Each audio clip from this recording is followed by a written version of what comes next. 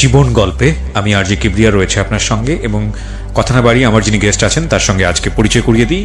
In the mean time যেসব formalities আছে আমি অনুষ্ঠানের ফাঁকে ফাঁকে বলবো। জি, প্রথমে আপনার নামটা একটু বলেন প্লিজ। আমার নাম মোহাম্মদ জায়েদ হোসেন। জায়েদ হোসেন, জি। বর্তমানে বয়স কত? আমার বয়স বর্তমান 38। 38 বছর বয়স। তো থাকছেন কোথায়? আমার বর্তমান বাসা হচ্ছে মিরপুর ডিওএইচএস এ। এমনি জন্ম জেলা? জন্ম ঢাকাতেই, পড়াশোনা ঢাকাতেই। ওকে। সো 38 বছর বয়স, নিশ্চয়ই এক্সপেরিয়েন্সও জীবনে বহুত হয়েছে। জি।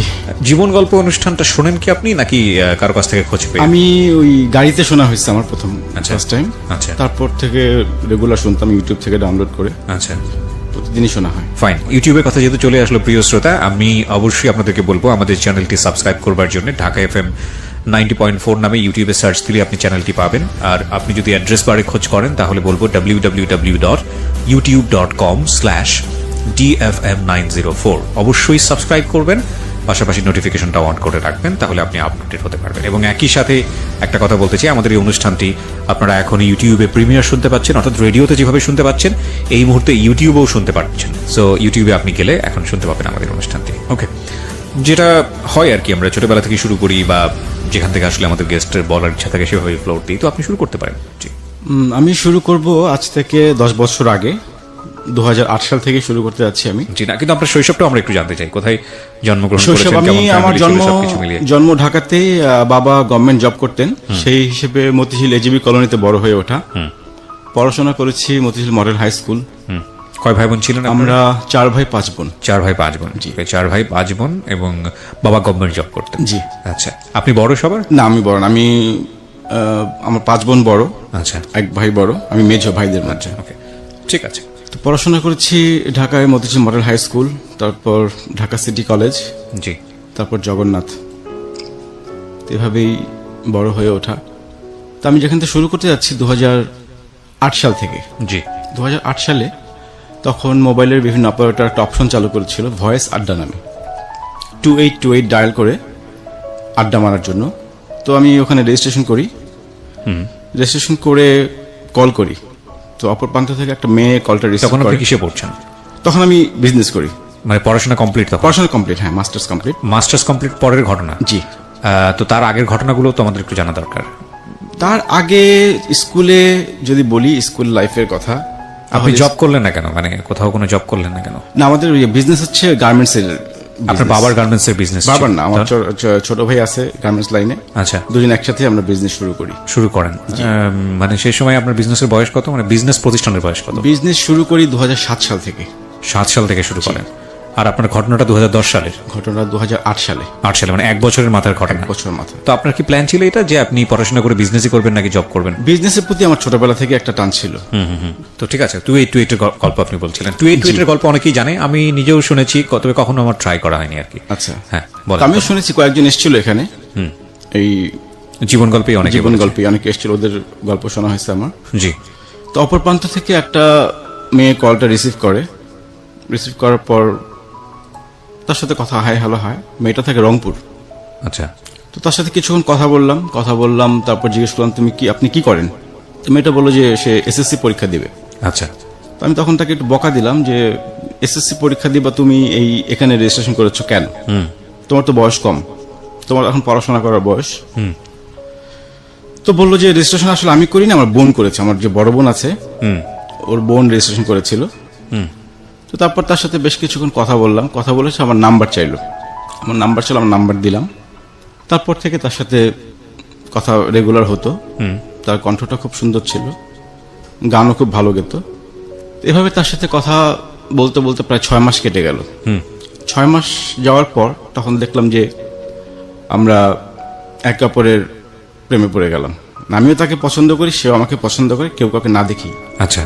মানে তার সাথে কথা বলতে এত ভালো লাগতো, মানে বিশেষ করে গান শোনা হতো বেশি। ওর গলার ভয়েসটা ছিল ইউনিক। প্রতিদিনই গান শুনতাম। তো একটা সময় ওই আমাকে জিজ্ঞেস করলো যে আমি তাকে পছন্দ করি কিনা, আমি তাকে ভালোবাসি কিনা। আমি যখন বললাম হ্যাঁ আমি তোমাকে ভালোবাসি, তখন সেও রিপ্লাই দিল যে হ্যাঁ, সেও আমাকে ভালোবাসে। এভাবে শুরু। মেয়েটা তখন এসএসসি পড়ুয়া? এসএসসি পাস করেছে তখন। আচ্ছা, এসএসসি পাস করেছে তখন, আর আপনি তখন মাস্টার্স পাস করে আপনি বিজনেস শুরু করেছেন? বিজনেস করছি, জি। তারপর এভাবে কথা বলতে চলতে থাকার পর একটা সময় আমি বললাম যে এক কাজ করো, তুমি তো আমাকে দেখোনি। সে তো কিন্তু আমাকে ডিসিশন দিয়ে দিয়েছে যে হ্যাঁ সে আমাকে পছন্দ করে, লাভ করে। তার মধ্যে তুমি আমাকে দেখোনি, এক কাজ করো, আমি তোমাকে আমার ছবি পাঠাই, তুমি দেখো, তুমি তোমার ডিসিশন চেঞ্জ করতে পারো।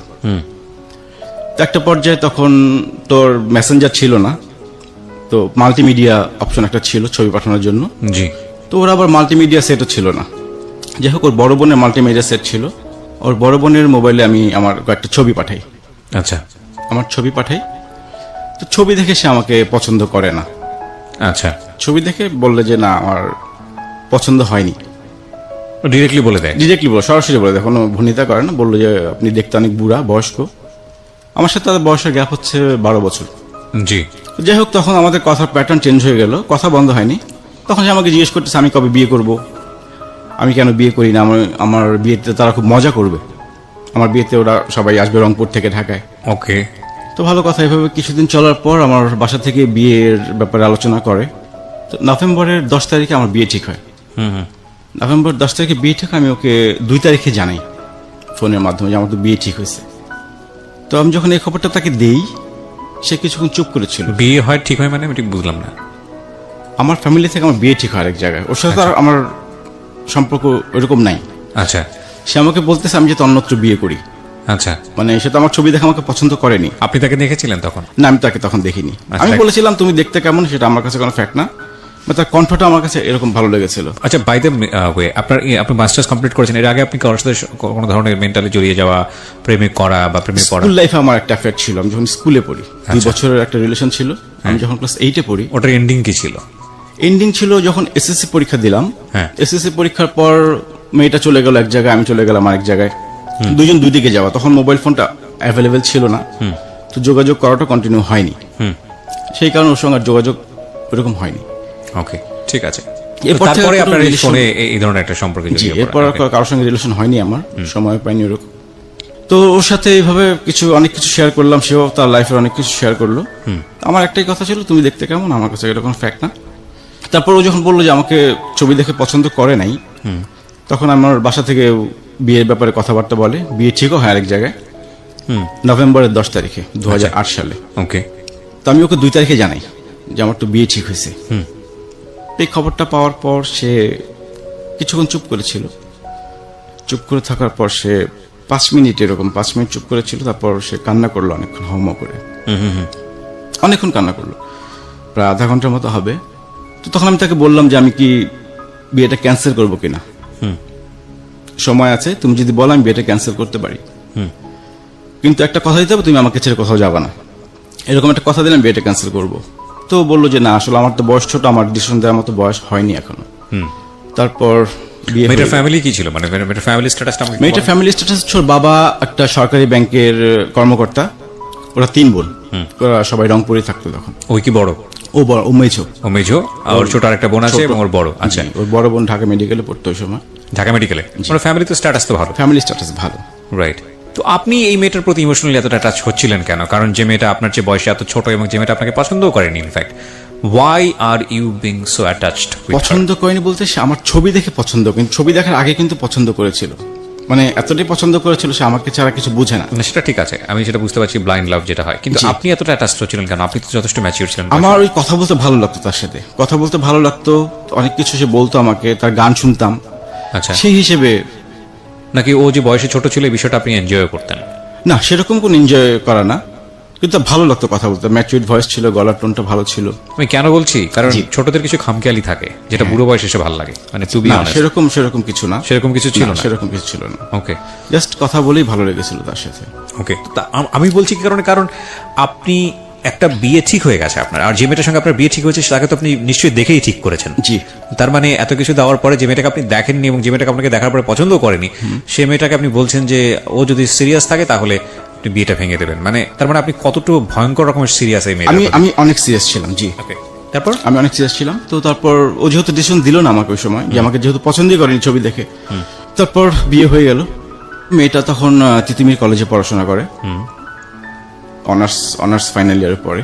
জি। তো মোটামুটি 3 মাস ভালোই সংসার কাটছিল আমাদের, নতুন সংসার। আপনি হ্যাপি ছিলেন মেয়েটাকে নিয়ে? আমি হ্যাপি ছিলাম।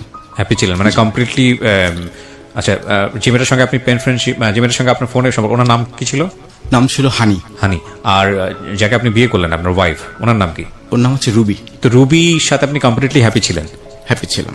তার মানে হানির সাথে তো কমিউনিকেট করার কোনো প্রশ্নই ওঠে না? না, প্রশ্নই ওঠে না। ওকে, তারপর? 3 মাস পর হানি আমাকে ফোন দেয়। ফোন দিয়ে অনেক কান্নাকাটি করে, সে টিকতে পারতেছে না, তার খুব খারাপ লাগতেছে, সে ঘুমাইতে পারে না, মানে সে সুইসাইড করবে এরকম একটা পজিশন তার। 3 মাস পরে ফোন দিই? 3 মাস পর। 3 মাসে আমার সঙ্গে কোনো যোগাযোগ করেনি, আমিও করিনি। তো সে সুইসাইড করবে, সে আমাকে ক্ষমা চায় যে আমাকে মাফ করে দিও, এরকম অনেক কিছু। তো আমি তাকে বুঝালাম যে আসলে এটা তো সমাধান না, সুইসাইড এটা কেমন কথা। সে প্রতিদিন ব্লেড নিয়ে ঘুমাতো রাতের বেলা। এগুলো আপনাকে বলেছে সে? এগুলি বলেছেন। আপনি তো দেখেন নাই? না না, রাইট। হাতে রক কেটে দিবে একটা আস্তে করে, আর আমি কোনো খোঁজ খবর পাবো না। এগুলো বলে বলে আপনাকে এগুলো বলে বলে, হ্যাঁ। তা আমি এখন পড়লাম টেনশন, এখন যদি সুইসাইড করো তাহলে তো সমস্যা হবে, আমার কারণে সে সুইসাইড করছে, আমি নিজেকেও ক্ষমা করতে পারবো না। তো এভাবে তার সাথে কথা বলতে থাকলাম, বুঝাতে থাকলাম, প্রতিদিনই একই কথা যে সে সুইসাইড করবে, সে টিকতে পারতেছে না। লাস্টে এমন একটা পর্যায়ে চলে আসে, সে আমার সেকেন্ড ওয়াইফ হবে এরকম একটা অফার করে? এরকম একটা অফার করে। তা আমি তখন কিছু বলি, আমি সেটা তো সম্ভব না, বিয়ে করে ফেলছি, তুমি আগে কেন বলনি আমাকে, আমি তো তোমাকে অপশন দিয়েছিলাম। তো সে এভাবে কথা বলতে বলতে একটা সময় আমার ওয়াইফের সাথে কথা বলে। কিভাবে কথা বললো? ঘটনাটা কি ছিল? ঘটনা ছিল আমার ওয়াইফের সাথে কথা বলবে। আচ্ছা, তারপর আপনি কি করলেন? তারপর আমি ওয়াইফকে দিলাম যে আমার ছোট একটা ফ্রেন্ড, মোবাইলে পরিচয়, তো ওয়াইফকে খুলে বলছি, অন্য কিছু বললেন, জাস্ট বলছি কথা হয় ওর সাথে। আপনার তার মানে আপনি হানির সঙ্গে আগে প্ল্যান করেছিলেন যে আপনার পরিচয়, তোমার পরিচয় করিয়ে দিব আমার বন্ধু হিসেবে, সেই হিসেবে তুমি কথা বলতে পারো? ও বলছিল যে ভাবির সাথে কথা বলবে, হ্যাঁ, যে একটু ভাবির সাথে কথা বলবো, কেমন মানুষ। কিন্তু কথা বলাটা আপনার জন্য তো রিস্কি ছিল। আপনি নিশ্চয়ই হানিকে কোনো না কোনো ভাবে ম্যানেজ করে, যাতে সে চিনতে না পারে, বুঝতে না পারে, এরকম ভাবেই তো আপনি ওয়াইফের সঙ্গে কথা বলিয়েছেন। সেরকম না, সে বলেছিল আমার ওয়াইফের সাথে কথা বলবে, তার ইচ্ছা যে আমার ওয়াইফের সাথে তার অনেকদিন ইচ্ছা কথা বলবে। কেমন বিষয়টা আপনার জন্য রিস্কি না? আপনার জন্য সে যদি ফোন করে দিত ওয়াইফকে, যদি কোনো কিছু বলে দেয় বা কিছু একটা হয়ে যায়, তখন সেরকম কোনো রিস্ক আমি মনে করিনি। কেন মনে করেননি? কারণ বলার তো কোনো প্রশ্নই আসে না, আমি বিয়ে করে ফেলছি এখন, আর তার সাথে আমার অমন কোনো রিলেশন তো ছিল না, যাকে আমি দেখিনি এখনো। ওকে, তারপর? তারপর ওয়াইফের সাথে কথা বলতো, ওয়াইফের সাথে খুব ভালো একটা রিলেশন তৈরি হলো, মাঝে মাঝে ফোন দিত। তো একটা সময় আমার ওয়াইফ বুঝতে পারে যে মেয়েটা আমার প্রতি কিছুটা দুর্বল। যেমন আমি সিগারেট খাই, আমার সিগারেট খেতে মানা করে দেয়। আমার ওয়াইফ জানে আমি সিগারেট খাই, কিন্তু ও ওখান থেকে ইনস্ট্রাকশন দিত আমি খুব বেশি সিগারেট খাই। আমার ঠান্ডা লাগলো একটু টেক কেয়ার করতে বলতো, ঠান্ডা লাগছে, মানে এই ধরনের অতি বাড়াবাড়ি। তো ওয়াইফ একটা সময় বিরক্ত হয়ে গেল, তো বিরক্ত হয়ে আমাকে বলল যে এই মেয়ে যাতে তোমাকে নেক্সট টাইম ফোন না দেয়। ওকে ওকে। তখন আমি তো ওকে বলতে পারতেছি না ফোন না দেওয়ার জন্য, ইনকেস যদি কোনো দুর্ঘটনা ঘটিয়ে ফেলে, আমার মাথায় টেনশন হচ্ছে সেটা। তারপর যোগাযোগ এভাবেই চললো কিছুদিন। ও ফোন দিত, আমি তখন বাইরে গিয়ে কথা বলতাম। এতদিন তো বাসায় কথা বলছি, ওর সামনে, ওয়াইফের সামনে কথা বলেছি, ও কিছু মনে করেনি। কিন্তু যখন ও নিষেধ করে দিল, তখন কথাটা বলতাম বাসায় বাইরে গিয়ে। এভাবে সে আস্তে আস্তে রাত 2টার সময় ফোন দিত, রাত 3টার সময় ফোন দিত। এটা হয়তো ওর একটু হ্যালুসিনেশনের প্রবলেম ছিল, এই কারণে আমি যেটা পরে বুঝতে পেরেছি। হ্যালুসিনেশন বলতে? ও নিজের অজান্তেই ফোনটা দিত, ও বুঝতো না যে আমাকে ফোন দিচ্ছে। তো ফোন করে আপনি রাত 2টার সময় আপনার ওয়াইফের পাশ থেকে উঠে গিয়ে বাইরে গিয়ে কথা বলতেন? না, তখন কথা বলতো, কেটে দিতাম, তখন বন্ধ করে দিতাম মোবাইলটা। কিন্তু আমার ওয়াইফ তো দেখতো কে ফোন করছে, নাম্বারটা কার। তো এই নিয়ে এসে আমার বাসায় আম্মার কাছে বিচারও দেয়। আপনার ওয়াইফ? আমার ওয়াইফ, যে আমার একটা মেয়ের সাথে এরকম সম্পর্ক আছে। তো এভাবে সে আসতে, মানে আমাদের নিজেদেরও কিছু দ্বন্দ্ব ছিল, দুজনে ওয়াইফের সাথেও কিছু বনিবনা হচ্ছিল না। তো একটা পর্যায়ে সে আমার বাসা থেকে চলে যায়। আচ্ছা, সংসার শুরু করে কতদিন পরে ঘটনা? এটা 6 মাস পরে। আচ্ছা। তো চলে যাওয়ার পর আবার ফোনে যোগাযোগ হয়, আসতে বলি, বুঝাতে বলি, আসে না। এর মধ্যে আমার ফ্রেন্ড একটা বিয়ে করবে, ওর বিয়ের গায়ে হলুদের প্রোগ্রাম, তো ওখানে আমার ফ্যামিলি সবাই দাওয়াত দেয়। তাই আমি বলছি আমার ওয়াইফ তো এখন বাবার বাড়ি, তুই একটু ফোন দিয়ে বল ও যাতে ওখানে আসে। তো আসতে রাজি হয় আপনার ওয়াইফ? ওকে। সে বললো যে আসবে। তো আমি ও ওয়াইফকে নিয়ে ফ্রেন্ডের বাসায় গেলাম গায়ে হলুদে। তো দিন আরেক ফ্রেন্ডের বাসায় ছিলাম আমরা রাতে। জি। থাকার সময় আমরা ফ্রেন্ডের আড্ডা মারছিলাম, কাঠ খেলছিলাম আর কি, 4 ফ্রেন্ড মিলে। জি। তেমন সময় আমার মোবাইলে ফোন আসে, হানি ফোন করে রংপুর থেকে। তো ফোনটা আমার ওয়াইফ ধরে তাদের মধ্যে অনেক ঝগড়া হয়, অনেক গালিগালাজও চলে। আপনার সামনে? সেটা আমার সামনে না, আমরা তো পাশের রুমে কাঠ খেলছি। আচ্ছা। আরেক রুমে, মানে মোবাইলটা আমি রেখে আসছিলাম পাশে। আপনার ওয়াইফ মানে আপনার ফোন ইজিলি অ্যাক্সেস করতে পারতো? হ্যাঁ, আমার ফোন যে কেউ ধরতে পারতো, আমার ওরকম কোনো অপশন ছিল না, রেস্ট্রিকশন ছিল না। তো ফোনে কথা বলে ওদের মধ্যে একটা ঝগড়া হয় যে তোমাকে আমি ফোন দিতে মানা করছি, তুমি কেন ফোন দিছো। বেশ কিছুক্ষণ ঝগড়া হয় ওদের সাথে, ঝগড়া হয়ে পরের দিন সে আবার চলে যায়। তা আমি আমার বাসায় চলে আসলাম, আমি ওর সঙ্গে যোগাযোগ করছি যে কেন আসবে না। তার এক কথা, সে আসবে না আমার সঙ্গে, সে সংসার করবে না। তো বসলাম, ফ্যামিলিগতভাবে বসলাম, ফ্যামিলিগতভাবে বসেও সিদ্ধান্তে আসা হলো না যে না, সে আমার সংসার করবে না। অনেক দিন দরবার করার পরও একটা পর্যায়ে আমাদের ডিভোর্স হয়ে যায়। সেটা হচ্ছে 2010 সালের জানুয়ারি মাসে। আপনার ফল্ট কি ছিল? আমার ফল ছিল যে আমি ফোনে কথা বলি। কেন বলেছেন? কেন বলেছি, ওই যে মেয়েটা সুইসাইড করবে, আমার মাথায় চিন্তা ছিল সেটাই। Who cares? আমার ওয়াইফের একই কথা ছিল যে ও সুইসাইড করবে, তোমার কি? এক্স্যাক্টলি, তার একটা কথাই ছিল। তা আমি চিন্তা করছি ইনকেস যদি সুইসাইড করে ফেলে সেক্ষেত্রে আমি তো নিজেকে, it was not the answer. The answer was you were actually emotionally attached with her. আপনি তখনও তাকে লাভ করেছেন, এটা অস্বীকার করার কোনো উপায় নাই। এবং এই সুইসাইডটা আপনার জন্য কোনো ফ্যাক্টই হতো না যদি না আপনি তাকে লাভ করতেন। সো আপনার জন্য ফ্যাক্ট ছিল, আসলে আপনি তাকে তখন লাভ করেছেন। জি, it was a big fault in your life. Because কেন, মানে একটা মেয়েকে লাভ করেন আপনি, সেই অবস্থায় আপনি একটা মেয়েকে বিয়ে করতে গেলেন, সেই মেয়েটাকে আপনি চিন্তাও করলেন না তাকে লাইফে নিয়ে আসার পরে কি হবে। অ্যান্ড দেন মেয়েটা আপনার সঙ্গে কন্ট্যাক্ট করা শুরু করলো। ও তো ইমোশনালি বাচ্চা, বুঝলাম যে ঠিক আছে, কিন্তু আপনি তো বয়সে অনেক বেশি ম্যাচিউর ছিলেন। আপনি এই ধরনের একটা ভুল সিদ্ধান্ত কেন নিলেন? ওই যে আমার যে রিলেশনটা ছিল আমি এটা ভুলতে পারছিলাম না যে আসলে ব্যাপারটা কি হলো। এবং আপনার ওয়াইফ তো কমপ্লিটলি হ্যাপি ছিল আপনার সঙ্গে, আপনিও হ্যাপি ছিলেন, দুজনে আমরা হ্যাপি ছিলাম। 6 মাস পর্যন্ত আমাদের হ্যাপি। কত বছরের সংসার ছিল? 1 বছর, মাত্র 1 বছর। ওকে, তারপর 1 বছর সংসার করার পর যখন ডিভোর্স লেটার হাতে পাই, ডিভোর্স আমাদের মিউচুয়ালি হয়েছে। আচ্ছা, ওই ম্যাজিস্ট্রেট অফিসে মিউচুয়ালি ডিভোর্স।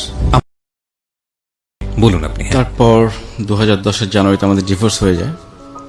তো ডিভোর্স হওয়ার পর, ডিভোর্স হওয়ার আগেই কি হানি জানতো বিষয়টা যে আপনারা ডিভোর্সের দিকে যাচ্ছেন? হ্যাঁ, জানতো। এবং তাতে তার কি সম্মতি ছিল? সে তো আমার সেকেন্ড ওয়াইফ হতেই চেয়েছিল। আচ্ছা, so she was happy. She was happy. এবং আপনিও মনে মনে এটাকে তেমন একটা বেশি খুব দেননি যে ঠিক আছে হলে হবে, হানি তো আছি আপনার। হ্যাঁ, আমার ওই রকমই ছিল, মানে আমার ফল্ট ছিল আপনার জন্য না, ফল্ট অফ কোর্স, যে কারণে আপনি আজকে এখানে স্বীকারও করতে এসেছেন। কিন্তু তখনও কি আপনি হানিকে দেখেছেন? তখন আমি দেখিনি। সাচ আ ব্লাইন্ড আমি ইউ আর। তখনও তাকে দেখিনি। মানে তার কথার এত পাওয়ার ছিল, মানে এত ভালো লাগতো কথা, মানে ও যা বলতো আমি মানে কি বলবো এটাকে, মোহবিষ্ট হয়ে যেতেন। হিপনোটাইজ যেরকম হয় সেরকম হতাম। আজকে শুনে নিন যারা শুনছেন এই জীবন গল্পটা, যে একটা ভোকালের পাওয়ার কতখানি। এবং এই মিষ্টি মিষ্টি কথা শুনে নিজের মধ্যে এমন কিছু তৈরি করেন না অপর পক্ষে যিনি কথা বলছে তার সম্পর্কে, যাতে করে আপনি নিজে শেষ হয়ে যান।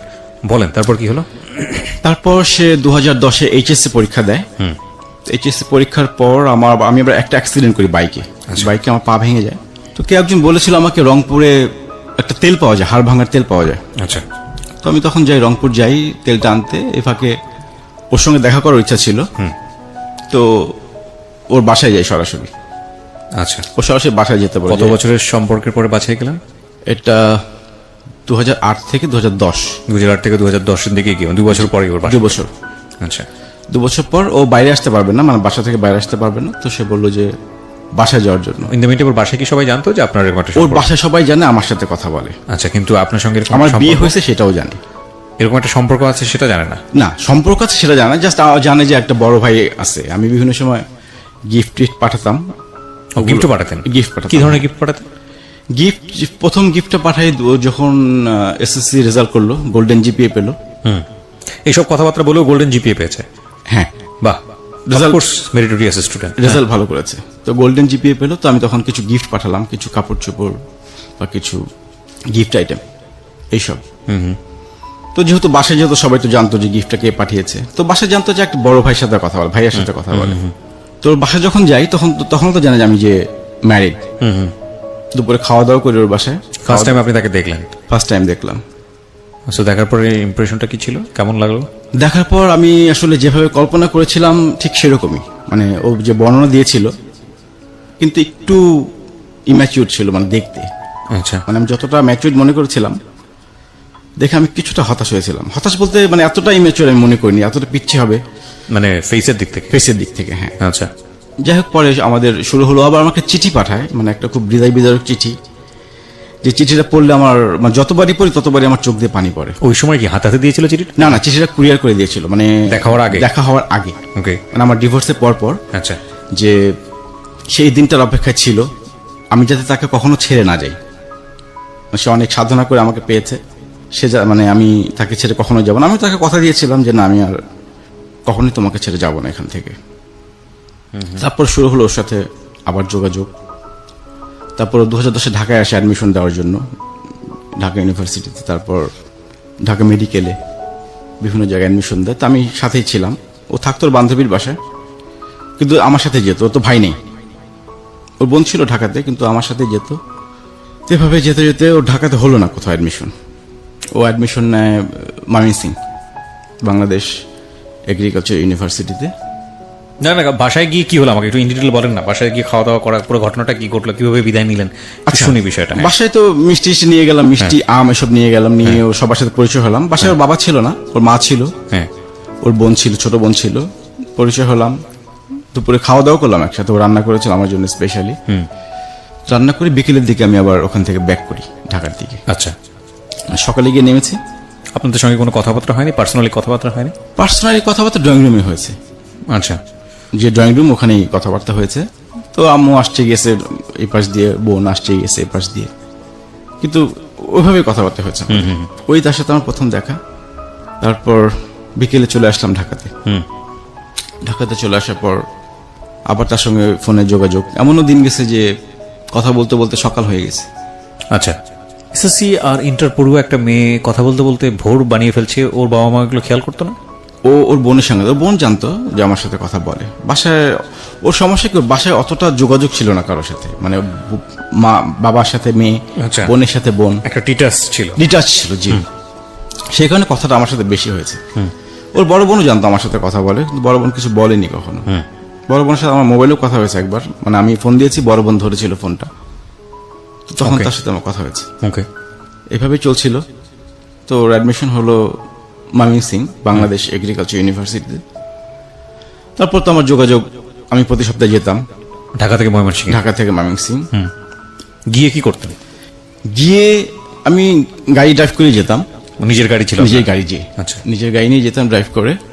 তো সবার সঙ্গে পরিচয় হলো প্রথম যখন গেলাম, বান্ধবী ফ্রেন্ডের সাথে পরিচয় হলো।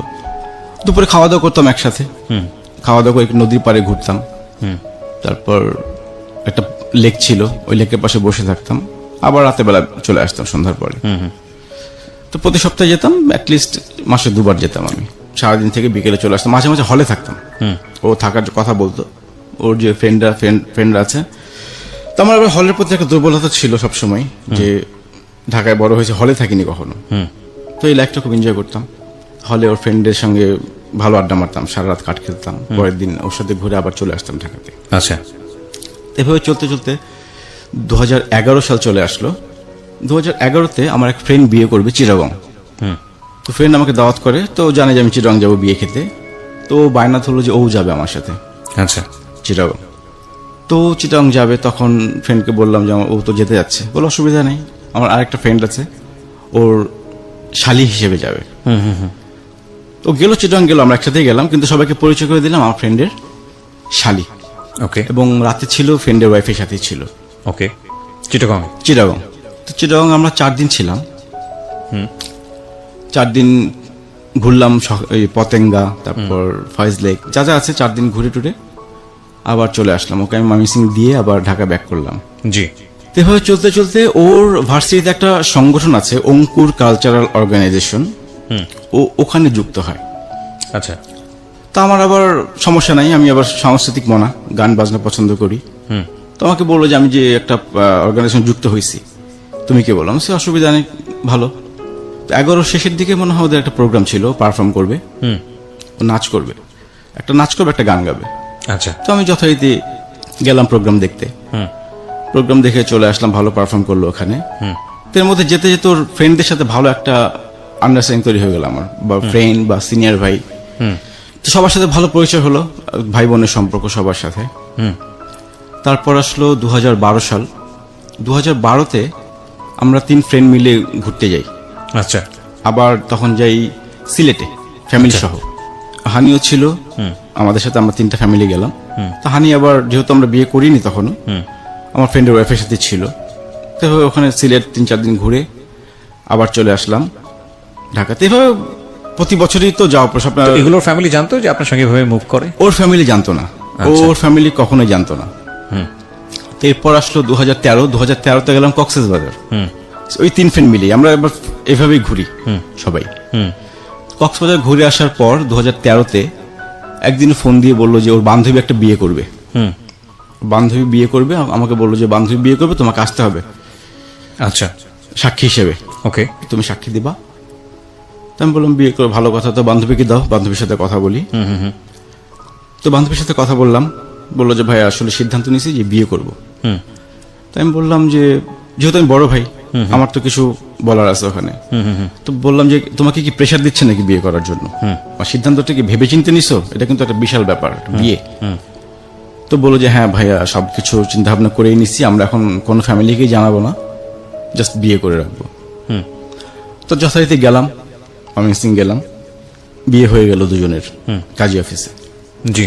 বিয়ে হয়ে গেল পর আমি আবার চলে আসলাম ঢাকাতে। এভাবে আরো কিছুদিন যাওয়ার পর প্রায় 6 মাস পর, 6 মাস পর ওর আরেকটা বান্ধবী বিয়ে করবে। আমি বললাম তোমরা কি শুরু করলা, এই কয়দিন পর পর বিয়ে করতেছে, আমরা কবে বিয়ে করব? আমাদেরও তো বিয়ে করতে হবে। ও বললো যে আমরা করব। তারপর ওর বান্ধবীর সাথে কথা বললাম, বললাম যে ওর যেহেতু ওর বয়ফ্রেন্ডকে আমি চিনতাম, ওর ফ্রেন্ড। জি। তো বললাম যে ঠিক আছে আমি আসতেছি। আবার গেলাম, ওই কাজী অফিসে বিয়ে হলো ওদের। আমি ছিলাম বড় ভাই, মেয়ের বড় ভাই। ওকে। জাস্ট এতটুকু বলছিলাম যে ইনকেস কোনো ঝামেলা হলে আমাকে এই ঝামেলায় জড়াও না। কারণ ঝামেলায় পরে যারা সাক্ষী দেয় তারাই, মামলা মোকদ্দমা যদি হয় সাক্ষীদের উপর কিন্তু তারপর বান্ধবীর বিয়ে হয়ে যায়। তারপর আসলো 2014 সাল। এর মধ্যে তো ওর ভার্সিটি প্রতি বছর একটা করে প্রোগ্রাম চলে, ওই অঙ্কুরের প্রোগ্রাম, যেটা আমি যাই, সবার সাথে পরিচয় হয় এবং রিহার্সেলও দেখতাম আমি। আমার কাছে ভালো লাগতো রিহার্সেলগুলো দেখতে, এবং ওখানে আমি স্পন্সরও করতাম। মানে ও যা করতো আমার সেটাই ভালো লাগতো, মানে যেভাবেই হোক ওকে হ্যাপি রাখার চেষ্টা করা। তারপর 2014 মে মাসে ও আমাকে ফোন দিয়ে বলতেছে যে বিয়ে করব। তো আমি বললাম বিয়ে করব তো মাথা ঠিক আছে? বলে হ্যাঁ, এত কিছু বুঝি না। বান্ধবীরাও ধরছে ওকে বিয়ে করার জন্য, যেহেতু 2টা বান্ধবী বিয়ে করছে। তাই আমি বললাম যে আসলে ওদের প্রবলেম আমাদের প্রবলেম কিন্তু 2 রকম। আমার কিন্তু একটা ব্যাকগ্রাউন্ড আছে, তোমার ফ্যামিলি অত সহজে মানবে না জিনিসটা। জি। তো বললো যে দরকার হলে বাবা মার পা ধরে বসে থাকবো, তুমি পারবা না বসে থাকতে? হঠাৎ করে ওর বিয়ের ব্যাপারটা মাথায় আসলো কেন? তখনও তো পড়ছিল। 14, যেহেতু 2টা বান্ধবী বিয়ে করেছে, ওদেরও একটু ইন্সপিরেশন ছিল এই ব্যাপারে। আচ্ছা আচ্ছা। ওদের দল ভারী করার জন্য হতে পারে, বা তখনও কোন ইয়ারের স্টুডেন্ট? 2014 তো থার্ড ইয়ারে। পরে। ওকে।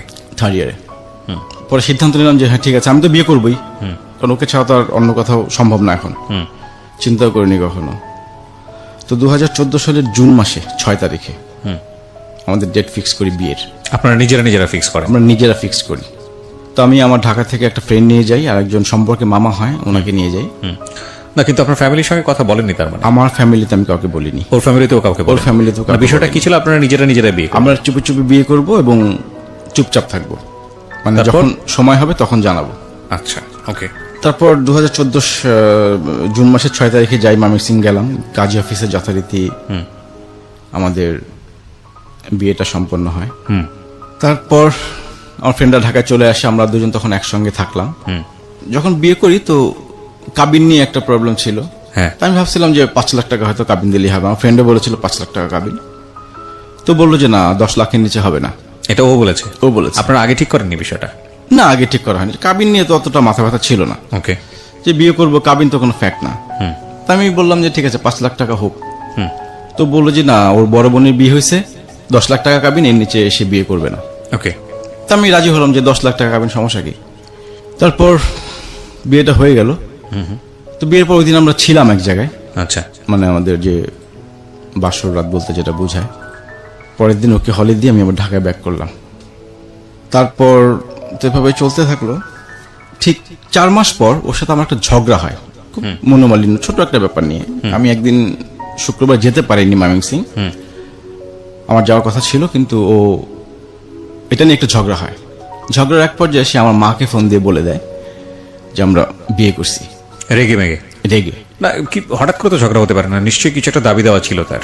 না, দাবি দেওয়া না, ওই আমি ওর সমস্যা ছিল একটা, আমাদের মধ্যে ঝগড়া হতো, কিন্তু সপ্তাহে একদিন ঝগড়া হতোই আমাদের, তো সিলি সিলি ব্যাপার নিয়ে। এই আমার সকালে যাওয়ার কথা, আমি যদি 12টার সময় পৌঁছাই ওটা নিয়ে একটা ঝগড়া হতো। আচ্ছা। তারপরে যদি এক শুক্রবার যেতে না পারতাম ওটা নিয়েও একটা ঝগড়া হতো। আমার বাবা হয়তো ফ্রাইডেতে গ্রামের বাড়িতে যাবে, ওনাকে দিয়ে আসতে যেতাম, সেই কারণে হয়তো আমার মিস হতো এই ফ্রাইডে গুলা। জি। কিন্তু একটা মিস হলে আমি পরেরটাতে যেতাম। আচ্ছা। এটা এইসব ব্যাপার নিয়ে ঝগড়া হতো। তো ঝগড়ার এক পর্যায়ে সে আমার মাকে ফোন দিয়ে বলে দেয় যে আমরা বিয়ে করছি, যে আপনার ছেলে কেন ময়মনসিং আসে না। ওকে, মানে আপনি কি যাওয়া কমিয়ে দিয়েছিলেন কোনো কারণে? না, যাওয়া কমিয়ে দিন, আমি পরপর 2টা শুক্রবার মিস করেছিলাম। আচ্ছা। মানে আমার যাওয়ার কথা ছিল, সবকিছু রেডি ছিল, কিন্তু হয়তো এক শুক্রবার বাবা গ্রামে যাবে, আচ্ছা। ওই কারণে যেতে পারিনি। পরের শুক্রবার হয়তো বাবা অসুস্থ ছিল, যে কোনো একটা সমস্যা হবে, মানে 2 শুক্রবার মিস করেছিলাম। কেন মিস করলাম? এর আগে সে এর আগে সে আমার মাকে ফোন দিয়ে জানিয়ে দেয়। ওকে। তো বাসায় ঢুকে দেখে আম্মা কান্না করতেছে। তো আম্মাকে জিজ্ঞেস করলাম যে কি হয়েছে। তো আম্মা কথা বলে না আমার সাথে, কথা বলে না। পরে বললো যে তোমার ফ্রেন্ডের নাম্বারটা দাও।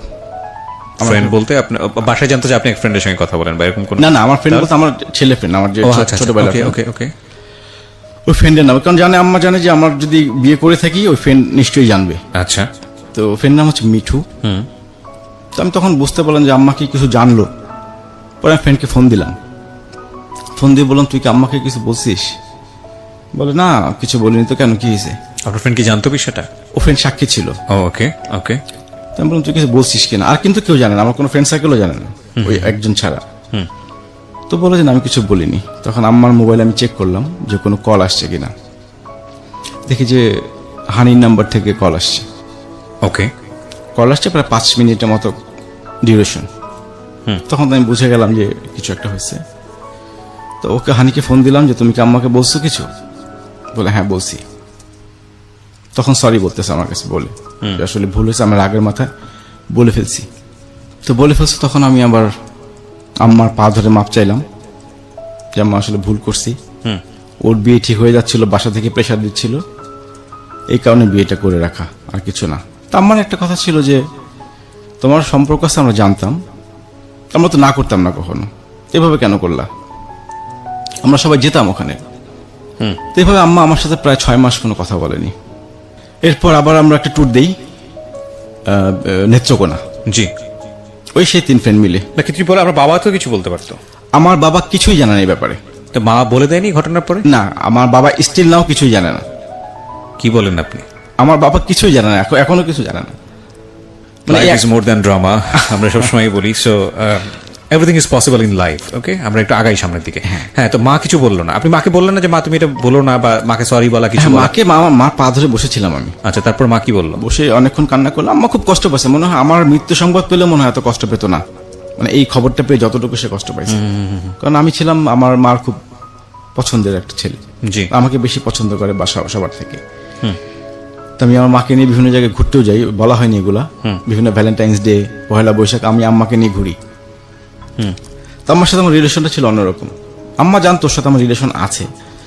তা আম্মার একটা কথাই ছিল যে বিয়ে করছো জানাইতে পারতাম আমাদের, আমরা যেতাম ওর ফ্যামিলিতে। তো এভাবে আম্মা 6 মাস আমার সাথে কোনো কথা বলেনি। 6 মাস পর আস্তে আস্তে ঠিক হয়। তারপর আসলো 2015 সাল। 2015 সালের দিকে আমরা একটু বিড়ি ট্যুর করি, ফ্যামিলি, মানে আমার ফ্রেন্ডের ফ্যামিলি সহ। ওকে। 3 ফ্রেন্ডের ওয়াইফ, আমি ড্রাইভ করে যাই, সব জায়গাতে আমি ড্রাইভ করে যেতাম। মানে আমাদের 3টা গ্রুপ ছিল এই 3 জনের।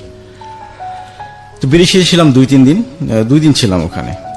তারপর বিড়িশিরি থেকে আসার পর একদিন ওর সাথে রাতে কথা বলছিলাম, তখন প্রায় রাত 2টা বাজে। তা আমি দেখলাম যে ওই কিছুটা অ্যাবসেন্ট মাইন্ডের, মানে আমার কথা সে ঠিক মতো শুনতেছে না, মানে ফোনটা রাখার জন্য সে ব্যস্ত। 2টা কি 2:30 বাজে তখন। তো আমার অনেক চেষ্টা করতেছে কথা বলার জন্য, কিন্তু সে আমার সাথে কোনোভাবেই আগাচ্ছে না কথাতে। তো একটা পর্যায়ে ফোন রেখে দিলাম। তো আমার একটু সন্দেহ হলো, এরকম করতেছে কেন, মানে মনে হচ্ছিল কারোর সঙ্গে চ্যাটিং করতেছে এরকম কিছু। আচ্ছা। তো 2014 সালে আবার বিয়ের পর আমাদের দুজনের পাসওয়ার্ড একই ছিল ফেসবুকের। আচ্ছা। আমি কখনো ঢোকা হয়নি, ওরটাও যা আপনারটাও তাই? ওটাও যা আমারটাও তাই। এটা ওই করেছিল, কিন্তু ও আমারটাতে ঢুকতো বিভিন্ন সময়, আমার কখনো ঢোকা হয়নি। পরে আমি ওর মেসেঞ্জারে ঢুকলাম, ঢুকে দেখি সে একটা ছেলের সাথে চ্যাটিং করতেছে এবং ভাষাগুলো খুব নোংরা, ওকে। খুব নোংরা ভাষা। আপনি ওর বাড়িতে ঢুকে আপনি বসেছিলেন, মানে কি কি কথাবার্তা? কিছুক্ষণ দেখলাম চ্যাটিং এর, মানে প্রথম এটাই ছিল, আসো তোমাকে, মানে আমার চোখে যেটা পড়ছে, আসো তোমাকে আজ না আরেকদিন, মানে এরকম কিছু কনভারসেশন। তো এইভাবে বেশ কিছু নোংরা, মানে এত নোংরা ভাষা আমি কখনো শুনিও নি, দেখিও নি। আর ওর সাথে আমার এরকম কখনো হয়নি, প্রশ্নই আসে না। আচ্ছা, এগুলো ধরনের কথাবার্তা কখনো না, কখনো এই ধরনের নোংরা কথাবার্তা ও পছন্দ করতো না, আমি পছন্দ করতাম না। তো কিছুক্ষণ প্রায় 3-4 মিনিট দেখা পর আর নিতে পারছিলাম না তখন জিনিসগুলা। একটা পর্যায়ে ছেলে বলতেছে তোমার একটা ছবি পাঠাও, টপলেস ছবি। ও একটা ছবি পাঠায়, টপলেস পাঠায় না, জাস্ট ওড়না ছাড়া একটা ছবি পাঠায়। এটা মানে ও পাঠায়, আপনি ও ওখানে পাঠায়, বসে আছেন, আমি দেখছেন? দেখতেছি স্টিল নাও আমার চোখের সামনে। ওকে। ও ছবিও পাঠায়, কিন্তু ছেলে বললো এই ছবি কেন, আমি তো এই ছবি পাঠাতে বলিনি। তো বললো যে এর বেশি পসিবল না, ওকে। এর বেশি পসিবল না। তখন আমি ওকে ফোন দিলাম, আমি পারছিলাম না তখন, মানে আমার সব ভালোবাসা বিশ্বাস এক মুহূর্তে জিরোতে চলে আসলো, যে আমি কি দেখলাম এটা। পরে ওকে ফোন দিলাম যে কি করতেছ। ও বললো যে এক জুনিয়র নক দিছে, একটা রিপ্লাই দিলাম। জুনিয়রটা কে? বলে ঈশিতার কাজিন, ওর বান্ধবী ঈশিতা, ওর কাজিন। ও কি করে, কোথায় থাকে, সবকিছু যখন ও বল তুমি এমন করতেছো কেন, মানে এত কিছু কেন জিজ্ঞেস করতেছি আমি। তখন আমি একটু ভাষা খারাপ করলাম, না তুই জানিস না কেন করতেছি আমি এরকম। ওই কনভারসেশনের মধ্যে কথা আপনি ইন্টারাপ্ট করে ফেললেন? হ্যাঁ, আমি তো তখন ফোন দিয়েছি তাকে, মানে আপনার ওয়াইফকে ফোন দিয়েছেন? আমার ওয়াইফকে ফোন দিয়েছি। আচ্ছা, তো কনভারসেশন চলতেছিল এই অবস্থায় ফোন ওই দিয়েছেন? অবস্থা ফোন দিয়েছি, হ্যাঁ। আচ্ছা, প্রথমে বলেছি কি করো, মানে আপনি কন্ট্রোল করতে পারেননি, কন্ট্রোল করতে পারিনি তখন আমি। That is another big mistake. Fine, আমি আসলে বিগ মিস্টেক বলবো কি, মানে মাথা তখন আসলে হয়তো ওনার ঠান্ডা ছিল না, যে কারণে উনি এটা করে ফেলেছেন। বাট এটা খুব খুব ঠান্ডা মাথায়, যেহেতু পাসওয়ার্ডটা আপনার কাছে ছিল, জি, খুব ঠান্ডা মাথায় আপনি পুরো ঘটনাটাকে রিভিল করতে পারতেন। আমি কখনোই ঢুকিনি। আচ্ছা, জীবনে কখনো ঢোকেননি, শুধু সন্দেহ হচ্ছে বলে ঢুকেছেন। সন্দেহ হয়েছে, but what happen in her life, sorry in his life, so ওইটাই আমরা আমাদের এখানে প্রচার করছি। বাট টুকি টুকি কয়েকটা জায়গায় যদি কখনো আপনার লাইফে এরকম সিচুয়েশন ফেস করতে হয়, দুই একটা জাস্ট একটু টিকা টিপ্পণী করছি এই কারণে, যদি হয় কখনো, তাহলে আপনি যেটা করবেন, প্রথমত সন্দেহ করা ভালো কিছু না, তারপরে যদি সন্দেহ করে যদি ভিতরে গিয়ে এরকম কোনো কিছু পানো, সেটা যে কোনো ক্ষেত্রে হতে পারে, ছেলের ক্ষেত্রে বা মেয়ের ক্ষেত্রে, দেন মাথা ঠান্ডা রেখে পুরো ঘটনাটা রিভিল করাটা খুব জরুরি। কেন জরুরি সেটা হয়তো আমি অনুষ্ঠানের শেষের দিকে গেলে আপনাদেরকে বলবো। তারপর তো বেশ কিছুক্ষণ রাগারাগি করলাম তার সাথে, এবং তখনই ব্রেকআপ করে দিলাম। তোমার সাথে ফার্দার আপনি বলেছেন ওকে যে, ওকে বলেছি যে আমি কি দেখেছি বা কি হয়েছে না? হ্যাঁ, ও জানে, ও তখন বুঝতে পেরেছে। পুরো জিনিসটা বলে আমি ওকে স্ক্রিনশট পাঠিয়ে দিয়েছিলাম তখন। ও, আপনি স্ক্রিনশটগুলো নিয়ে নিয়েছেন? 2-3টা নিয়েছিলাম। এগুলো আছে আপনার কাছে এখন ডকুমেন্টস? আছে, আমার কাছে আছে, স্ক্রিনশট আছে। ওকে। তো আমি ওকে আবার এই স্ক্রিনশটে পাঠিয়ে দিয়েছিলাম। তো তখন খুব সরি বললো। আপনি ঘটনাটা জানতে চাইলেন না যে কি হয়েছে তোমাদের মধ্যে? হ্যাঁ, ওই বলতেছে জুনিয়র, তো জুনিয়রের সাথে এরকম রিলেশন কেন তোমার? জুনিয়র বলতে ওর ডিপার্টমেন্টের জুনিয়র? না না, ও ঢাকায় থাকো, বান্ধবী কাজিন। ওই একদিন ময়মনসিংহ গিয়েছিল, সেখানে তার সাথে পরিচয় হয়েছে। তোর সাথে দেখলাম প্রায় 15 দিন যাবত এরকম চ্যাটিং হচ্ছে। মানে আপনাদের মধ্যে কি এমন কোনো ব্যাপার ছিল যে কারণে ও এই ধরনের কাউকে দিয়েছে, নাকি এগুলোর হ্যাবিচুয়াল ব্যাপার ছিল যে হঠাৎ করে হচ্ছে? না, এটা আমি ওই দিনই প্রথম জানতে পারি, এর আগে কখনো আমার ইয়ে ছিল না। আপনি তো একটা বিষয় নিশ্চিত যে একটা মেয়ে সাধারণত আমরা দেখি যে এই ধরনের সম্পর্কে গেলে তার সঙ্গে সম্পর্কটা খুব ডিপলি থাকে, আইদার খুব ডিপলি থাকে অথবা এটা অন্যরকম ব্যাপার স্যাপার। তো আপনি কি নিশ্চিত হলেন সম্পর্কটা আসলে কি ছিল? আমি দেখলাম ওদের সাথে একদিন দেখা হয়েছিল মাত্র। আচ্ছা, একদিন দেখা হয়েছিল, ছেলেটা ময়মনসিংহ গিয়েছিল। হ্যাঁ। এরপর থেকে এর সাথে এই বিগত 15 দিন যাবত একই রকম চ্যাটিং করতেছে। ও, মানে এটা আসলে কোনো অ্যাফেয়ার ছিল না? না, অ্যাফেয়ার ছিল, বাট এটা এক ধরনের ভার্চুয়াল কি বলা যেতে পারে, এক ধরনের ফিজিক্যাল ইন্টিমেসি। হ্যাঁ, সেরকম। ওকে। ভার্চুয়াল, তার সঙ্গে রিলেশন ছিল না, জাস্ট ওর জুনিয়র। ওকে। তো আপনি তাকে জিজ্ঞেস করলেন না যে তুমি এই ধরনের সম্পর্ক কেন করছো বা হ্যাঁ, জিজ্ঞেস করেছি, সে সরি বলছে, তখন ভুল হয়েছে তার। সরি বলার পর আপনি রিয়াক্ট করেছেন, বাট আপনি ফাইন্ড আউট করার চেষ্টা করেছেন যে কেন এটা হচ্ছিল তোমার, মানে তুমি কেন এই ধরনের সম্পর্কে জড়াচ্ছ? সে এরকম কিছু আমাকে বলেনি, সে চুপ ছিল, মানে এরকম অ্যান্সার আমি পাইনি। এবং আমি তখনই বললাম যে আসলে এরপর থেকে তোমার সাথে আমার যোগাযোগ। এখানে একটা কথা বলি প্রিয় শ্রোতা, সরি ফর দিস ইন্টারাপশন। মানে লিগেলি যদি কখনো, মানে এটা তো লিগেলি অন্যায়। আর দ্বিতীয় কথা হচ্ছে যে যদি কখনো এই ধরনের কোনো সিচুয়েশনে পড়ে যান কেউ, বা যদি দেখেন যে অপরপক্ষ এই ধরনের একটা ইন্টিমেসির মধ্যে চলে গেছে, সেটা ভার্চুয়ালি হোক বা যে কোনো কিছুতেই হোক না কেন, এটাকে আমাদের যে রিয়াকশনটা সেই মুহূর্তে হয় ওনার লাইফে, যেটা ওনার যে রিয়াকশনটা হয়েছে সেটাই স্বাভাবিক হয়তোবা, কিন্তু খুব ঠান্ডা মাথায় ডিল করাটা খুব জরুরি। এই কারণে জরুরি যে এটা আপনার একজন সাইকিয়াট্রিস্টের সঙ্গে কথা বললেই হয়তো বা বুঝতে পারবেন যে আমাদের ভার্চুয়াল বলয়টা আমাদেরকে যত বেশি ফ্রি করে দিয়েছে ঠিক তত বেশি আমাদের মনের ভিতরে বিভিন্ন রকমের জিঘাংসা, সেটা সবার জীবনেই কম বেশি এই জিনিসগুলো আছে, বের করে নিয়ে আসতে পেরেছে। হয়তো বা ভার্চুয়ালি আমরা এভাবে মুভ না করলে হয়তো এগুলো কখনোই এক্সপ্রেস হতো না, কিন্তু যেহেতু আমাদের অপরচুনিটি আছে সে কারণে আমরা এই জিনিসগুলো করি, এবং করতে গিয়ে আমাদের একটা স্বাভাবিক সম্পর্ক, একটা সুন্দর সম্পর্ক, একটা ভালো সম্পর্ক, এটা ভয়ঙ্কর রকমভাবে বিপদের মধ্যে পড়ে। এবং যদি কখনো এই ধরনের সিচুয়েশন ফেস করেন, লাইক আপনি করছেন না, আপনার অপরপক্ষ হয়তো বা এভাবে ইনভলভ, সেক্ষেত্রে আপনার মাথা ঠান্ডা রেখে পুরো বিষয়টাকে ডিল করাটা খুব জরুরি ফর বেটারমেন্ট, মানে আপনাদের দুজনের জন্যই। বিকজ এটা এই ধরনের ব্যাপার আসলে সম্পর্ক ভাঙার জন্য যেমন লজিক্যাল, ঠিক একইভাবে আমার কাছে ইললজিক্যালও মনে হয়। যাই হোক, এটা আমার ব্যক্তিগত ওপিনিয়ন। হ্যাঁ বলুন। তারপর তো তার সঙ্গে বেশ কিছু ঝগড়া হলো, পরে বললাম যে তোমার সাথে আর আমার সঙ্গে যোগাযোগ করবা না, আমি এটা দেখার জন্য প্রস্তুত ছিলাম না। মানে সবকিছু এখন জিরোতে চলে আসলো হুট করে এই জিনিসগুলো দেখার পর। তো সে অনেক সরিটারি বললো, কান্নাকাটি করলো, আর হবে না এরকম, সে ভুল করছে। পরে কি করবো, 7-8 দিন পর আবার তার সাথে আমি ক্ষমা করে দিলাম যে ঠিক আছে, আর ফার্দার যাতে এরকম কিছু না হয়। 7-8 দিন পর আপনি নিজেই থাকতে পারেননি? হ্যাঁ, নিজে আমার ওই যে বললাম, আমার একটা ওর চিঠিটা পড়লে আমি কিছু, মানে তখন আমার কিছু মনে থাকতো না। Blindly emotionally attached, exactly. এবং সে কারণেই আপনি ভাবে রিয়াক্ট করছেন, সে কারণেই আপনি আবার 7 দিন পরে ফিরে আসছেন। নইলে আসলে এগুলো আসলে লজিক দিয়ে চিন্তা করার বিষয়, আপনার জায়গা থেকে সেটা খুব স্বাভাবিক ছিল। আমি সেই ওই কান্নাগুলো যখন চিন্তা করতাম, সে যে কান্নাগুলো করতো, রাইট, ওগুলো চিন্তা করে তখন আমি ভুলে যেতাম সবকিছু। পরে আমি তাকে বললাম যে এরকম আমি খুব কষ্ট পাইছি। সে বলছে না, সে তার ভুল হয়েছে, সে ভুল স্বীকার করেছে, এরকম কিছু করবে না। তো এভাবে গেল। এর মধ্যে তো বিয়ের জন্য প্রেশার দিচ্ছি আমি, যে তুমি বাসায় কথা বলো। আমার বাসা থেকেও চাপ দিচ্ছে যে কি ব্যাপার, বিয়ে করছো, বউ উঠে নিয়ে আসো এখন। এরকম কিছু চলার পর ও আবার ইয়েতে চলে আসে, ইন্টার্নি করার জন্য 3 মাস ঢাকায় থাকে। আচ্ছা, 3 মাস ঢাকায় থাকে। তখন কি আপনি মাঝে মাঝে ওর ফেসবুকে উকি মারতেন ঘটনার পরে? না, পাসওয়ার্ড চেঞ্জ করেছিল এরপরে। ও পাসওয়ার্ড চেঞ্জ করলে তো আরো সন্দেহ হওয়ার কথা। পাসওয়ার্ডটা আপনাকে দেয়নি? আর না, পাসওয়ার্ড আমিও নেইনি, ও দেয়নি। মানে সম্পর্ক তখন ওইভাবে মানে বিশ্বাস চলে এসেছিল যে না, ও এরকম কিছু করবে না। আচ্ছা, এরকম কিছু করবে না। আচ্ছা, আপনাকে আমি একটা প্রশ্ন করি। জি। সেটা হলো যে এই পাসওয়ার্ডটা যে দুইজনের একই রকমের পাসওয়ার্ড ছিল ফেসবুকের, জি, এটা কি আপনি মনে করেন সম্পর্কের জন্য ঠিক? মানে আজকালকার যুগে অনেকেই এটা করে। এটা অনেকের জন্য ঠিক না। আমি বেসিক্যালি মনে করি, আমি শুধু জানতাম, কিন্তু আমি কিন্তু ঢুকতাম না কখন। আমি কখন ব্যক্তিগতভাবে পছন্দ করি না যে আরেকজনের ইয়েতে ঢুকা, কিন্তু আমার জাস্ট একটু সন্দেহ হয়েছিল দেখে আমি তখন ঢুকেছিলাম জিনিসটা, যে আসলে ব্যাপারটা কি। না, সেটা তো আপনি সন্দেহ হয়েছিল বলে ঢুকেছেন। তো পাসওয়ার্ড আমি ব্যক্তিগতভাবে যদি বলি, এটা রাখা ঠিক না। কেন ঠিক না? এটা একজন মানুষের ব্যক্তিগত ব্যাপার, সে ইয়ে করতে। কিন্তু আমরা ভালোভাবে এখন বাসি কাউকে, তখন তো তার ব্যক্তিগত বলে কোনো কিছু থাকে না, আমরা সব বিষয় ইন্টারফেয়ার করতে চাই। সব বিষয় সেই হিসাবে আমাদের পাসওয়ার্ডটা চেঞ্জ করা হয়, মানে একই পাসওয়ার্ড ছিল আমাদের। যে আমি সেটা একটা বিগ মিস্টেক আমরা মনে করি। সেরকম কিছু করছি না, আমার পাসওয়ার্ড জানার অসুবিধা কোথায়? একটা জিনিস মনে রাখবেন, যারা এখানে শুনছেন, যারা ভালোবাসেন এবং যাদের পাসওয়ার্ড এক, তাদের সবার প্রতি সম্মান রেখেই বলছি, ভালোবাসেন, ভালোবাসার প্রতি শ্রদ্ধা আছে, কিন্তু ভালো এমন ভাবে বাইসেন না যাতে একজনের নাক আরেকজনের, মানে আমি আসলে কিভাবে বোঝাবো ঠিক বোঝাতে পারছি না। মানে ইন্টিমেসিটা এমন জায়গায় নিয়ে যায় না যেখানে কোনো ব্রিদিং স্পেস নাই। ওই ব্রিদিং স্পেস না থাকলে গ্রো করা যায় না, একটা সময় মরে যায়। হ্যাঁ, তো প্রত্যেকটা মানুষেরই ব্যক্তিগত আছে। আপনি যেটা বিশ্বাস করেন আর না করেন সেটা আপনার বিষয়। আপনি হয়তো আপনার সাইড থেকে মনে করতে পারেন না, আমার গার্লফ্রেন্ড কখনোই এরকম হতে পারে না, আমি তাকে এত ভালোবাসি। একইভাবে হয়তো বা গার্লফ্রেন্ড তার বয়ফ্রেন্ড সম্পর্কে এই ইমপ্রেশনটা রাখছে, এই ইমপ্রেশনটা রাখেন, রেসপেক্ট রাখেন, বাট আমি মনে করি এই রাখার জায়গাটা থেকে একটা দূরত্ব রাখেন। কারণ দরকার কি, যেটা হয়তো এক ঝলক দিয়েই হয়তো বা সামনে থেকে হারিয়ে যাবে, সেটাকে জীবনে পার্মানেন্ট করে নিয়ে নিজেদের মধ্যে মানে জটিলতা তৈরি করার প্রয়োজনটা কি? জি হ্যাঁ, তারপর যাই হোক, পরবর্তীতে যখন পাসওয়ার্ড চেঞ্জ করে আমি আর কিছু বলিনি তখন। ঠিক আছে, একজনের ব্যক্তিগত জিনিস না ঘাটাই ভালো, রাইট? কারণ ঘাটতে গিয়ে তার সঙ্গে আমার একটা ব্রেকআপের মতো সিচুয়েশন তৈরি হয়েছিল।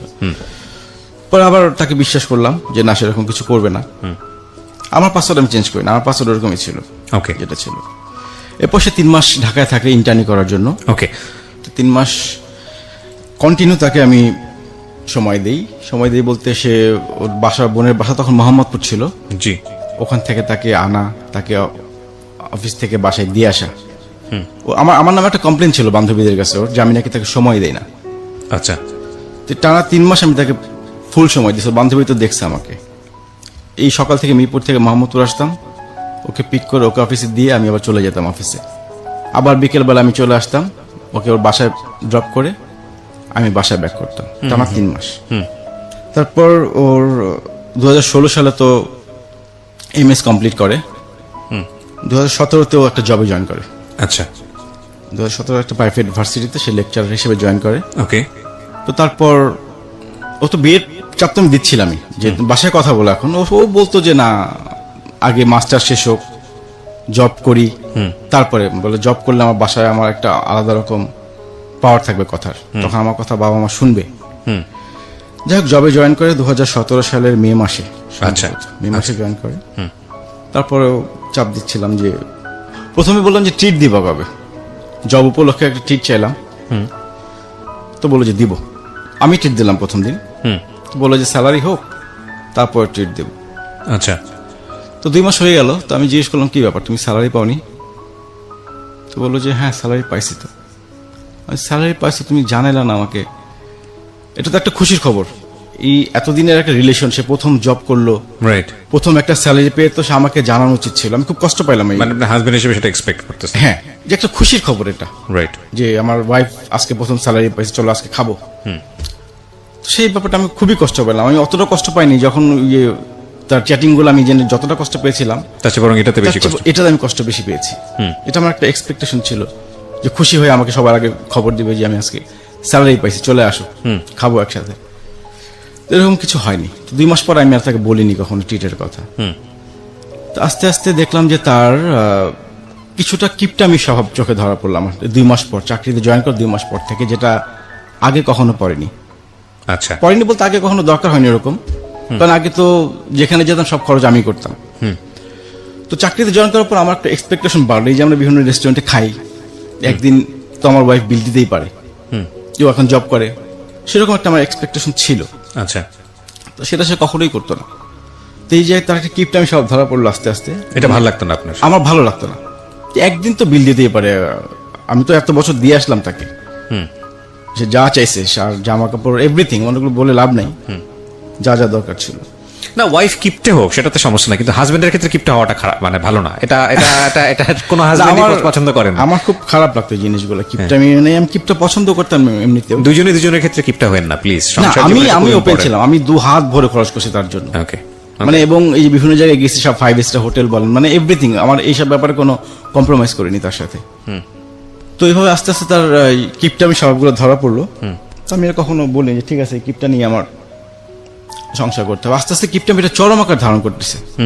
আমি কি বলতে যাচ্ছি না, বললে আবার বেশি ছোট লোকই দেখা যাবে। না না, বলেন বলেন, আপনার কাছে যেটা যেরকম লেগেছে সেরকমই তো বলবেন, সমস্যা কি? হ্যাঁ। তো একদিন ও বাজার করবে। আচ্ছা, বাজার করবে, তো আগোড়ায় ঢুকলাম দুজনে, ঢুকে দুজন বাজার করছি। ও প্রায় 1700 টাকার বাজার করলো। এর মধ্যে আম্মা ফোন দেয় আমাকে যে আসার সময় 2 ডজন ডিম নিয়ে এসো। তো আমিও 2 ডজন ডিম কিনলাম।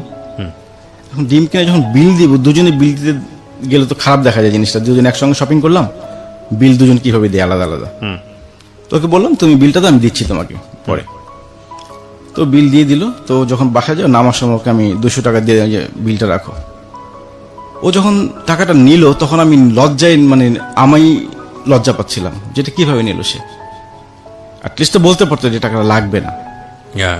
এই ছোট ছোট বিষয়গুলো কিন্তু খুব মারাত্মক, খুব মারাত্মক। এটা হয়তো তেমন কিছু না 200 টাকা, কিন্তু এটা 2 কোটি টাকার পরিমাণ ক্ষতি। আসলে ভ্যালু নির্ধারণ করা সম্ভব না, আমি যে কারণে এভাবে বললাম। তাও মানে ভেরি ভেরি মানে ভেরি আগলি। এবং আমি বলছি না ওনার ওয়াইফ ওনার ক্ষেত্রে ইনজাস্টিস হয়েছে, বাট এটা সবার ক্ষেত্রেই হয় কম বেশি। দেখবেন যে দুজন মানুষ দুজনকে অনেক ভালোবাসে, কিন্তু দুজন মানুষ যখন একই ঘরের মধ্যে থাকা শুরু করে, তখন দেখবেন যে অনেক ভুলগুলো চোখে পড়ে। সো আমরা মনে করি বিয়ে তো করেই ফেলেছি, ঠিক আছে, এবার যেরকম ইচ্ছে সেরকম ভাবে বাঁচি। বিগেস্ট মিস্টেক ওই সময় থেকেই ভাঙন শুরু হয়।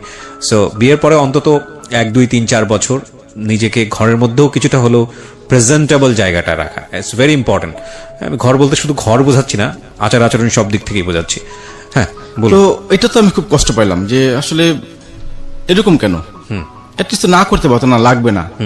যত বছর তো আমার পেছনে কম টাকা খরচ করিনি, 200 টাকার। যাই হোক, পরে খুব কষ্ট পেলাম। পরে ওর বান্ধবীকে ফোন দিলাম আমি। ওর বান্ধবীকে ফোন দিয়ে বললাম আচ্ছা একটা MCQ অ্যান্সার দাও তো। বলে কি ভাইয়া, তোমার বান্ধবী একটা কিপটা, মিতব্যয়ী, হার কিপটা। ওকে বলছেন এটা? ওর বান্ধবীকে। ওর বান্ধবীকে? আছে। আমি বান্ধবীকে বলছি একটা আমাকে MCQ অ্যান্সার দাও। বলে কি ভাইয়া, যে তোমার বান্ধবী একটা কিপটা, কঞ্জুস, হার কিপটা, মিতব্যয়ী, কোনটার মধ্যে পড়ে? তো বান্ধবী হেসে দিয়ে বলো ভাইয়া সবগুলা। বলে কেন, আপনি জানতেন না? আসলে আমি কি করে জানবো, আমার পক্ষে তো জানা সম্ভব ছিল না। আমি তো কখনো এই অ্যাটিচিউডগুলো দেখিনি, যে এখন খেয়াল করতেছি জিনিসগুলা। ওকে, তো পরে মেনে নিলাম জিনিসগুলো, যে ঠিক আছে কিপটা হলে ভালো, যে আমার অ্যাটলিস্ট সঞ্চয় করতে পারবে, আমার খরচগুলো কমাইতে পারবে অ্যাটলিস্ট। আমি আবার একটু খরচ বেশি করি, আচ্ছা, সেই হিসেবে ভাবলাম যে এটা কোনো সমস্যাই না। তারপর ও আবার জবে জয়েন করার পর থেকে একটা অনলাইন বিজনেস শুরু করে, ওকে, কাপড় চোপড় ইয়ে করার জন্য। তো আমি বিভিন্ন সময় যেতাম ওর সাথে, শপিং টপিং যেতাম। তো অনলাইন বিজনেস শুরু করার পর একদিন আমরা একটা রেস্টুরেন্টে খাচ্ছিলাম, খাওয়ার অবস্থা ওর মোবাইলটা বন্ধ হয়ে যায়। ওকে, ওর মোবাইল ওরই রিপ্লাই দিচ্ছিল ইয়ে অনলাইনের, কাস্টমার যারা নক করছিল ওদের রিপ্লাই দিচ্ছিল। তোর মোবাইল বন্ধ হয়ে যাওয়ার পর সে আমারটা দিয়ে লগ ইন করে, ওকে, আমার মোবাইল দিয়ে লগ ইন করে। একটা পর্যায়ে আমার মোবাইল বন্ধ হয়ে যায়, চার্জ শেষ হয়ে যায়। চার্জ শেষ হয়ে যায়। তো পরে তাড়াতাড়ি করে বাসায় চলে গেল, যেহেতু রিপ্লাই আসতেছে কাস্টমারদের রিপ্লাই দিতে হবে। ও বাসায় চলে গেল, আমি বাসায় চলে গেলাম। তো বাসায় গিয়ে মোবাইল অন করে কল দিলাম যে বাসায় চলে আসছি আমি। তারপর মেসেঞ্জার একটা মেসেজ আসলো, মেসেজটা দেখলাম, দেখি যে আমি চিনি না, আমি ভাবছি আমার মেসেঞ্জার। ওর মেসেঞ্জার ওপেন হয়েছিল, ওর মেসেঞ্জার আপনার মোবাইলে ওপেন, আমার মোবাইল ওপেন। ওই যে ও তখন রিপ্লাই দিচ্ছিল ওকে মেসেঞ্জারে। তো যে রিপ্লাইটা দেখলাম, মানে খুব ওইটা আরো ভয়াবহ। আমার চোখে যেটা পড়লো, একটা ছেলে ওকে নক দিয়েছে নোংরা ভাষায়। ছেলেটা মানে ছদ্মনামে ফেসবুকে আছে, ওর কোনো মিউচুয়াল ফ্রেন্ডের নেই। তো একটু উপরের দিকে উঠলাম, দেখি যে নোংরা যত ভাষা আছে ওর শরীরের বর্ণনা যেভাবে দিল, আরো উপরের দিকে উঠলাম আস্তে আস্তে। উপরে উঠে যেটা দেখলাম, একটা ছেলে ওকে 2016 সাল থেকে ব্ল্যাকমেইল করতেছে। কিরকম ব্ল্যাকমেইল করতেছে? ওই ছেলের কাছে ওর কিছু ছবি আছে এবং কিছু ভিডিও ক্লিপস আছে ওই ছেলেটার কাছে। এইটা নিয়ে সে ওকে ব্ল্যাকমেইল করতেছে। ও যেখানে দেখা করতে বলতেছে সেখানে যাচ্ছে, যেভাবে বলতে সেভাবে সেই রিপ্লাই দিচ্ছে মেসেজের। Big situation. প্রিয় শ্রোতা, আমরা বিরতি নেব এই পর্যায়ে, ছোট্ট একটা। যা ভেবেছিলাম গল্পটা অন্যদিকে চলে যাচ্ছে, অ্যান্ড ডোন্ট ওয়ারি, কজ আমি সবসময় একটা কথা বলি যে প্রত্যেকটা জীবন গল্পই আমাদের কিছু না কিছু শেখায়। সো আপনি যদি পুরো গল্পটা মনোযোগ দিয়ে শোনেন শেষ পর্যন্ত, অফকোর্স আপনি লেসনের জায়গা থেকে কিছুটা পাবেন, যেটা আপনার জীবন সুন্দরভাবে গড়তে সাহায্য করবে। আমি খুব খুশি হই যখন দেশের বিভিন্ন প্রান্ত থেকে মানুষজন আমাকে নক করেন, ইনবক্স করেন, কিংবা আমার সঙ্গে এসে দেখা করেন, এসে যখন বলেন যে ভাই এই গল্পটা আমার জীবনটাকে পাল্টে দিয়েছে। আমার কাছে মনে হয় যে পৃথিবীতে এর চেয়ে বড় পাওয়া আর কিছু হতে পারে না। এটা অনেক বড় পাওয়া।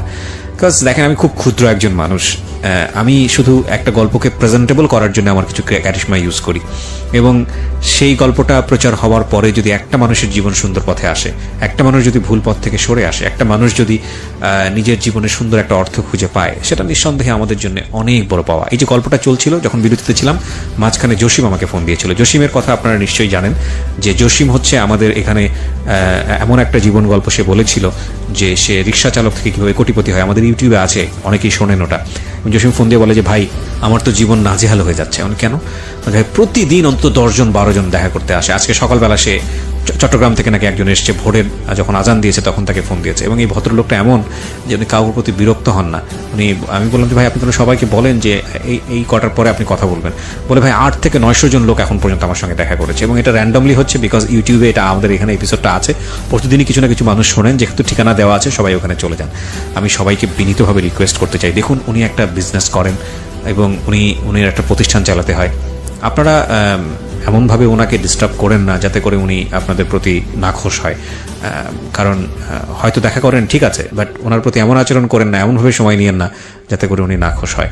ওনার একটা সময় খারাপ লাগা শুরু হবে, ঠিক আছে? তো এই কথার এই কারণেই বলছিলাম যে এই অনুষ্ঠানগুলোর শক্তি অনেক, পাওয়ার অনেক, একেবারে দেশের প্রত্যন্ত অঞ্চল পর্যন্ত যায়। এবং এই অনুষ্ঠানগুলো যদি আপনার জীবনটাকে সুন্দর পথে আনতে পারে, সেটা নিঃসন্দেহে আমাদের জন্য অনেক বড় পাওয়া। আমরা এই ছোট্ট একটা বিরতি নেব। বিরতি নেবার আগে আপনাকে যেটা আরো একবার বলতে চাই, সিচুয়েশন যখন একটু করা, যখন মন বসে না কোনো কাজে, তখন মন ঠিক করতে মুখ দিতে পারেন কাঁচা আমের স্বাদে। Pran mister mango candy, good mood guaranteed. শুনছেন মিস্টার ম্যাঙ্গো ক্যান্ডি প্রেজেন্টস জীবন গল্প। ছোট্ট একটা বিরতি শুনছেন আরজি কিবরিয়ার সাথে মিস্টার ম্যাঙ্গো ক্যান্ডি প্রেজেন্টস জীবন গল্প।